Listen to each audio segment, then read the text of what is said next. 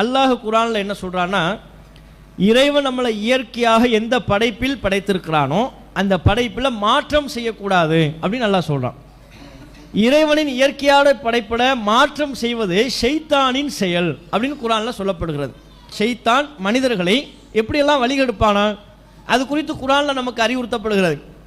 மனிதர்கள் அவன் தூண்டுவானான், பல காரியங்களை செய்யும்படி தூண்டுவான். அவன் தூண்டக்கூடிய பாவ செயல்களில் ஒன்று ஃபலையு பத்தி குன்ன ஆதானல் அன்ஆமி, கால்நடைகளின் காதுகளை அறுக்கும்படி நான் தூண்டுவேன், அதை அவர்கள் செய்வார்கள்.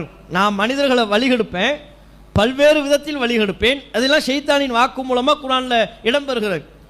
ஆகவே அவர்கள் கால்நடைகளின் காதுகளை துண்டிப்பார்கள். அந்த காலகட்டத்தில் அரபு மக்களை பொறுத்தவரையிலையும் ஆடு ஒட்டகங்கள் இது போன்றவற்றினுடைய காதுகளை அறுத்து நேர்ச்சி செய்யக்கூடிய ஒரு பழக்கம் இருந்துச்சு. அப்போ அதைத்தான் ஷைத்தான் தூண்டுறான். கால்நடைகளின்